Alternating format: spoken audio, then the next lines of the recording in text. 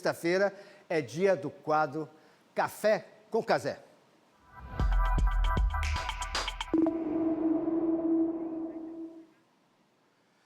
E Sócrates Macedo, diretor-geral da Defesa Civil de Salvador, é o meu convidado. Vai falar sobre a situação de área de risco, das encostas, dos bairros, enfim, falar sobre o trabalho dele. E aí, meu amigo, tudo bom? Como vai? Bom dia, Cazé. Bom dia. Bom dia a todos os seus Tudo em telespectadores. Que maravilha poder estar aqui com você nessa manhã. Para mim é um privilégio, uma honra ter Depois de vários dias de muita chuva na cidade, poder parar para tomar um café é fantástico. Com você é melhor ainda. Ah, pois deixa eu servir logo um café. Quer café? Eu quero, Senta todo aí dia. que eu sirvo. Você vive o tempo todo para a chuva, né? Acordado, na luta. Eu perguntei a ele A gente agora há vive o tempo pouco. inteiro para as pessoas. Para as pessoas, Para as né? pessoas. Há A quanto chuva é tempo uma já? consequência. Há quanto tempo já? Eu assumi a Defesa Civil em 2017. 17, 18, 19, 20, 21, 22, 23, 24. Todos os anos com as chuvas em Salvador. Mas é um problema danado, hein, só? Vocês acham? Quer São adoçante desafios. ou Não, açúcar? de doce já basta a vida. É, então eu vou botar só um pouquinho de adoçante. Senta aí para a gente conversar. Já teve alguma situação em que você ficou muito emocionado, comovido? Já, assim, com né? certeza. Porque é triste a Com situação das certeza. pessoas, né? Cazé, são experiências, são vivências que nós temos ao longo desse último período que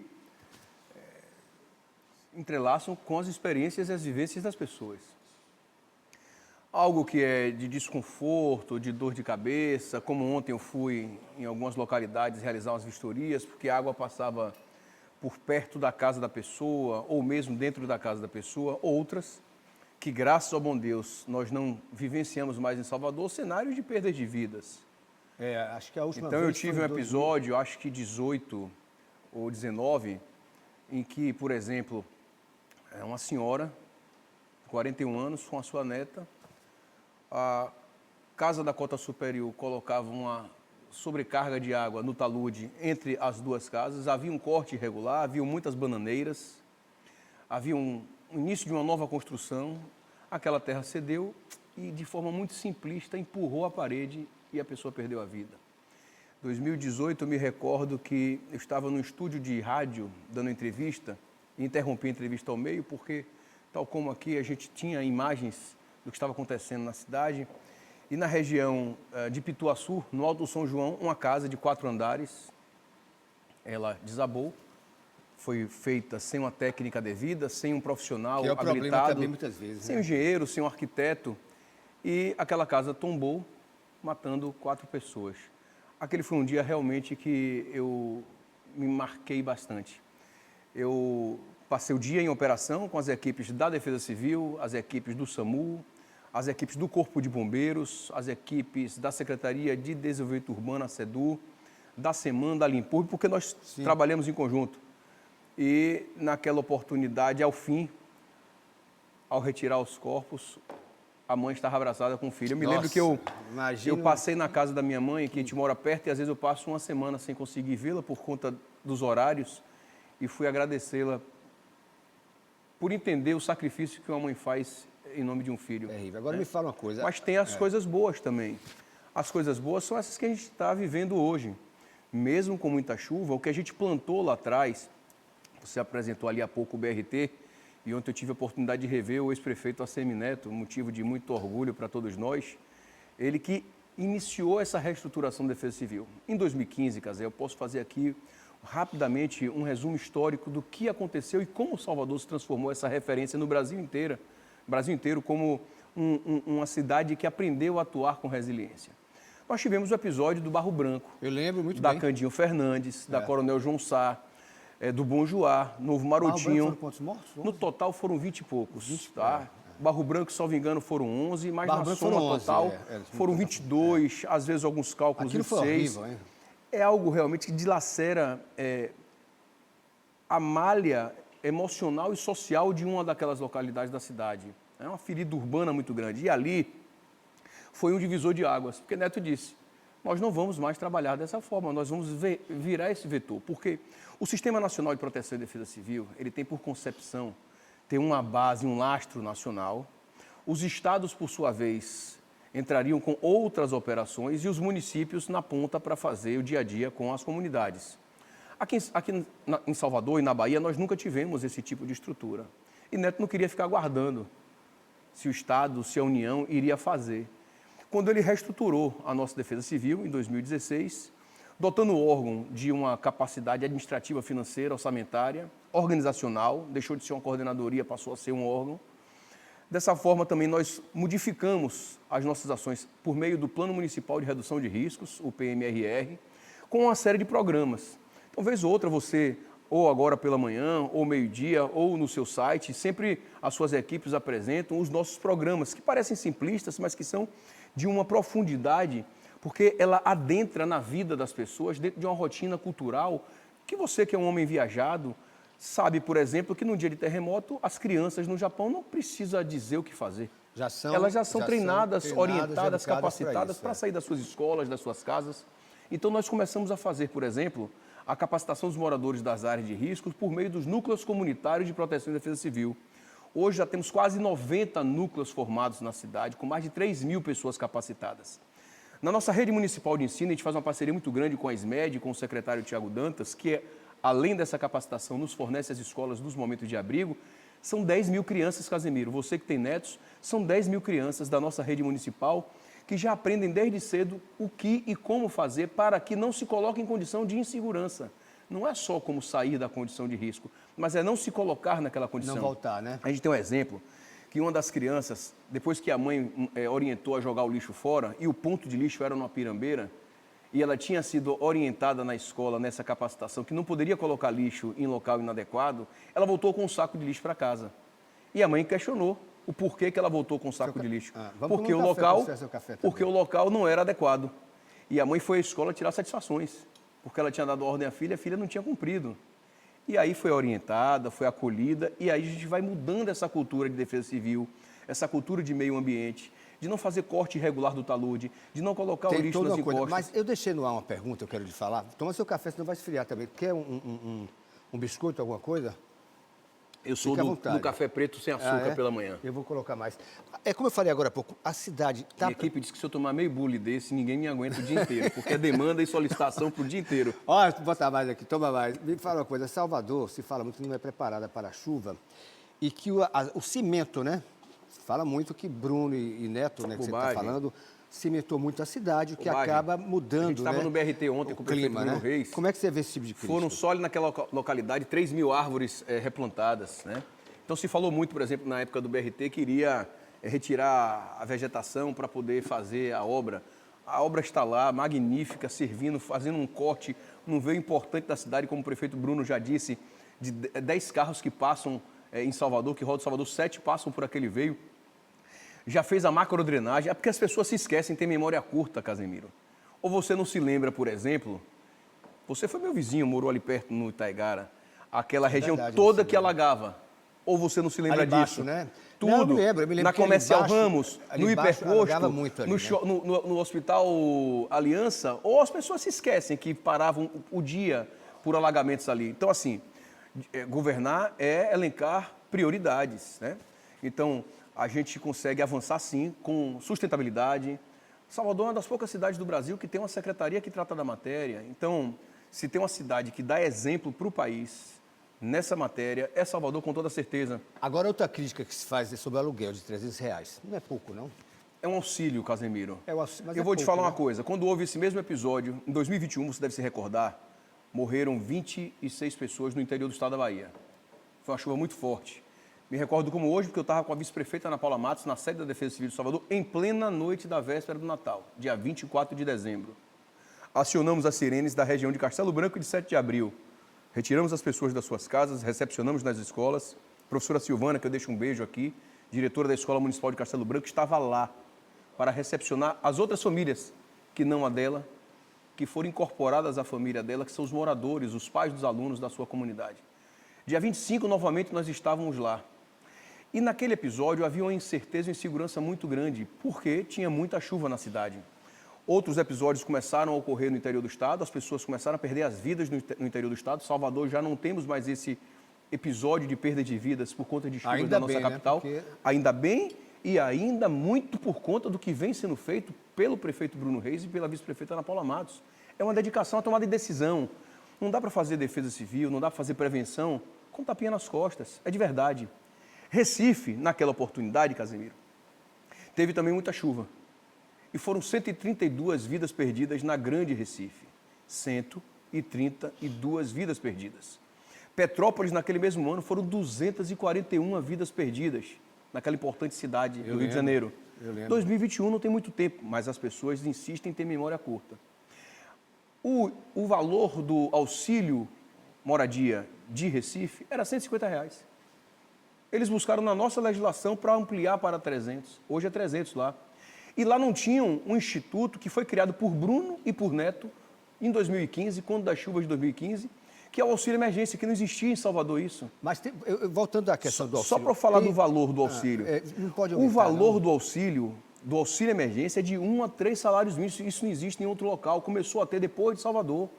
Então, a pessoa que perdeu o seu bem, por exemplo, nessas imagens, em que temos aí escorregamento de terra, adentro nas casas, são perdidos ali televisores, sofás, camas. Não existia nenhum instituto que auxiliasse as pessoas a soerguer a sua vida novamente, e passou a acontecer quando o Bruno era secretário de Promoção Social. Ana Paula, à época, era a sua subsecretária, Neto era o prefeito, e foi feita essa reestruturação socioeconômica da cidade. Eu estou falando de 1 a 3 salários mínimos de uma única vez, para que as pessoas possam voltar a recomprar os seus bens e voltar para a sua normalidade. Como eu disse, não se trata de um pagamento de aluguel, mas sim de um auxílio que possa, nesse momento, ajudar. Eu vou voltar, você viu agora há pouco a situação em Candeias. Lá em Candeias a situação está difícil, tem uma cratera imensa. Você até lembrou da situação da estrada do Derba. Lorena Dias está lá acompanhando, porque são quase 40 famílias. Olha ela aí, brilhando já no telão aqui do Bom Dia Bahia. Aí, Lorena, você vai conversar com as pessoas daí. Sócias não é responsável por essa situação, mas ele pode até dar um pitaco também, se quiser. É esse buracão que se abriu na região. Oi, Lorena, eu volto então com você. Enquanto isso, você vai tomando um café. Café é bom, viu? Pois é, Casemiro, antes inclusive de falar com as pessoas, né, eu vou pedir para Raimundo Carvalho mostrar aqui a situação do buracão para ler, né, os posicionamentos de quem foi citado na última vez que a gente esteve aqui. Após a declaração da prefeitura, né, e até dos moradores de que o problema poderia ter aí relação com a Embasa, a distribuidora se pronunciou e negou responsabilidade. Inclusive ontem você leu a nota, né, informando que a avaliação interna apontou que as acusações não teriam base técnica e sim política, e a Conder, que a gente comentou mais cedo também, você até questionou o posicionamento, ela também foi citada, né, e segundo a pasta, ela não teria atribuição de cuidar do uso do solo nos municípios, reforçando que não foi encontrada nenhuma obra nessa localidade. Ou seja, tanto a Embasa quanto a Conder que foram citadas, elas aí afirmam, né, que não tem responsabilidade sobre essa situação. A gente tem mostrado aqui a movimentação, principalmente da Prefeitura de Candeias, né, em tentar lidar com essa situação emergencial, e uma das medidas é retirar as pessoas aqui de 38 casas que foram interditadas, como é o caso aqui, ó, da casa de Grazi. A gente conversou com ela da última vez que a gente esteve aqui. Grazi, sua casa permanece aqui interditada, e você, como é que está o processo dessa mudança? Você já sabe para onde é que você vai? Já recebeu o auxílio aluguel? Como é que está? Sim, já sei sim, já achei a casa. Eu já vou tratar, né, dos papéis, para mim estar me mudando sim, o mais rápido possível. A questão do aumento, porque o auxílio aluguel antes era R$350, de forma emergencial aumentaram para R$500. Isso fez diferença para você conseguir achar a casa? Sim, demais, uma diferença imensa, né? Porque assim, as casas aqui não estão achando, né, esse valor, e aí o prefeito fez uma diferença bastante para a gente, ajudou bastante nesse valor. Pois é, Grazi estava aqui fazendo cafezinho para todo mundo, que está a população toda reunida aqui, viu, Casemiro, para acompanhar, para poder falar, porque essa situação não é de agora, já tem muitos anos. Inclusive, eu já disse anteriormente, era um córrego que tinha 2,5 metros e agora tem mais de 40 metros de largura. Mas enquanto essa cratera ia crescendo, as crianças que nasceram aqui no bairro também foram crescendo. É o caso de Sérgio, que está aqui do meu lado. E olha só, ele é nascido e criado aqui no Menino Jesus, né? A comunidade aqui de Candeias.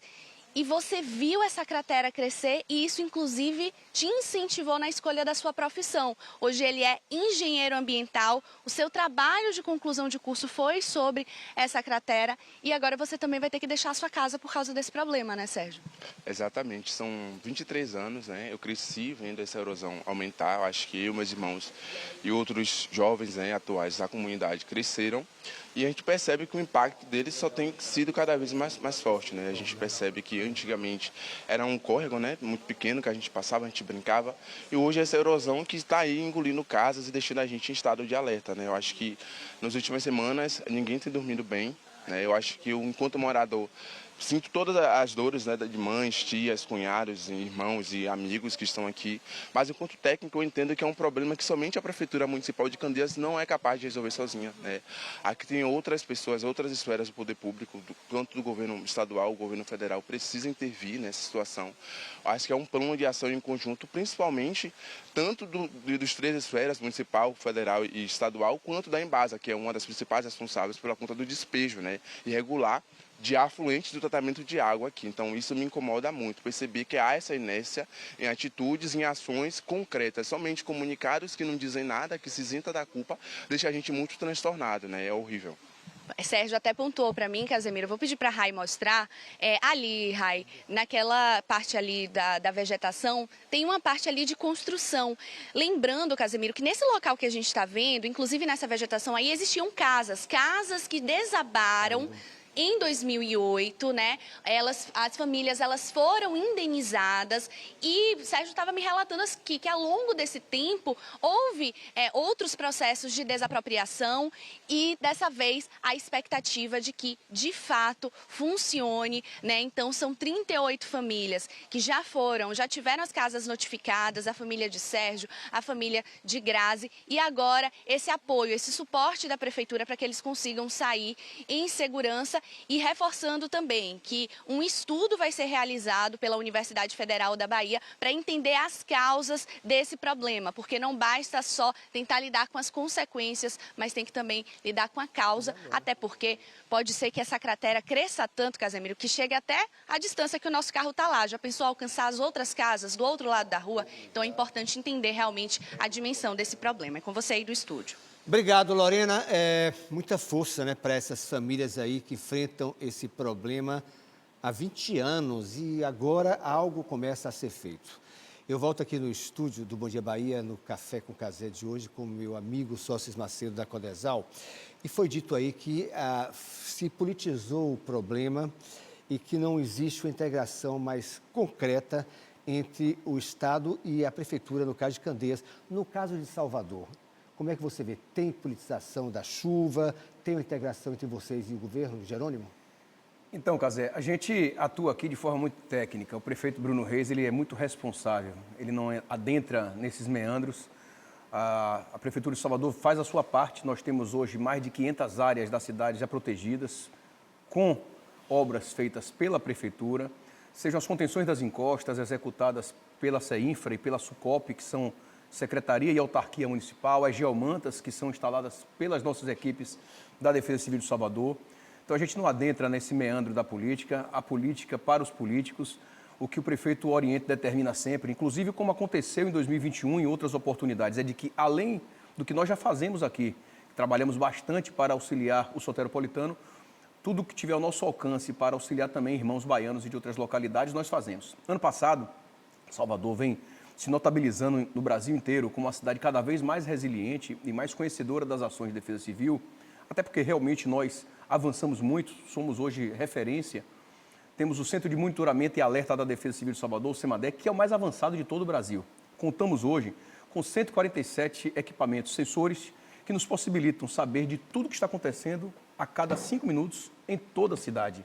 Estações meteorológicas, estações hidrológicas, estações geotécnicas, estações pluviométricas, sistemas de alerta e alarme, sirenes. Então, tudo isso que vocês têm de dados, de informações, nós monitoramos com meteorologistas, estatísticos. Mas tem essa integração entre prefeitura e governo? Perceba, funciona por isso? vezes nós temos muita relação com o Corpo de Bombeiros.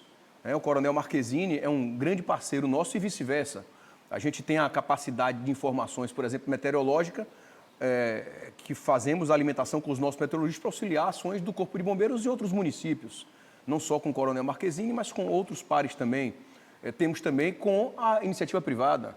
Porque o Sistema Municipal de Proteção e Defesa Civil, Neto, ainda prefeito, deixou um decreto, e isso vem funcionando muito fortemente aqui na nossa cidade. Nós temos uma série de atores que fazem parte, Secretaria de Educação, a SEDUR, a SEMAN, as Prefeituras Bairros, a Secretaria da Saúde, liderada pela vice-prefeita Ana Paula. Então, nós temos uma série de atores municipais, mas temos também a Embasa, que é estadual. Ontem eu estava numa operação conjunta. Nós tínhamos uma situação de que a água passava por dentro da casa, em verdade, de algumas casas, gerando, inclusive, possível ruptura da estrutura. Eu fui para lá com a turma da Secretaria de Manutenção e a turma da Embasa. Liguei para a superintendente da Embasa, ela deslocou a equipe, liguei para o diretor e o secretário da SEMAN, deslocou a equipe, nós fomos para o local para poder investigar e saber qual era a melhor situação.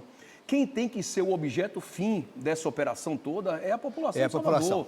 Não dá para politizar isso. Você citou várias vezes Neto e Bruno, você trabalhou com os dois. Dos dois aí, qual é mais... Quem você gosta mais de trabalhar? Eu gosto de trabalhar com os dois. E não estou falando isso... primeiro porque eu não sou homem de muro, eu sou homem de lado. A minha vida, completo esse ano 20 anos de vida pública na Prefeitura de Salvador, não sou servidor de carreira, venho passando aí por 5 administrações, então a gente vem entregando, Casimiro, todos os dias. Eu acho que isso a gente não precisa estar falando, mas tudo de melhor que eu posso entregar da minha vida, do meu labor, do meu trabalho, da minha dedicação a Salvador. Muitos às vezes perguntam, mas é candidato? Você é candidato? Não, não sou. Mas já pensou em ser? Mas não sou e sequer posso ser, porque já passou, inclusive, agora, o prazo não, eleitoral. Sei, claro, mas você já pensou em ser candidato? Não, perceba, eu gosto do executivo, eu gosto de fazer o que a gente faz. O futuro a Deus pertence, Papai do Céu vai colocando... Papai do Céu vai colocando a gente nos caminhos. Mas assim, eu acredito que quem está... Como você, nós somos vocacionados à vida pública.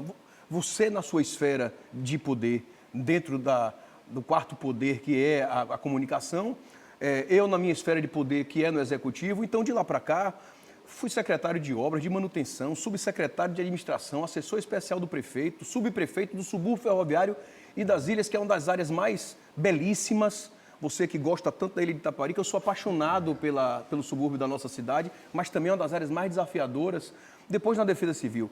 Agora, voltando a Neto e a Bruno, que privilégio poder servir Salvador sendo liderado por Neto e sendo liderado por Bruno, porque a gente sabe que Salvador caminha no caminho certo. E a resposta está aí. São 6, 7 anos indo para o 8º de Defesa Civil. A gente hoje é hub de resiliência das Nações Unidas, são 10 cidades em toda a América Latina. Salvador é uma dessas 10 cidades. Salvador foi certificada pelas Nações Unidas, pela ONU, como hub de resiliência. A gente recebe aqui Aracaju, Florianópolis, Curitiba, o Brasil inteiro, para aprender com o que a gente fez. E a gente vai continuar seguindo o passo aqui, cada vez mais acelerado, trabalhando mais, fazer mais e melhor por quem precisa. Obrigado. Casemiro, que felicidade estar aqui com você. Obrigado. Continue a brilhar sempre. Que você Juntos. Daqui até Itaparica irradie essa sua alegria, esse seu amor por nossa cidade. Continue a servir o povo de Salvador, que do meu lado aqui eu também vou continuar ajudando. Com sua parceria.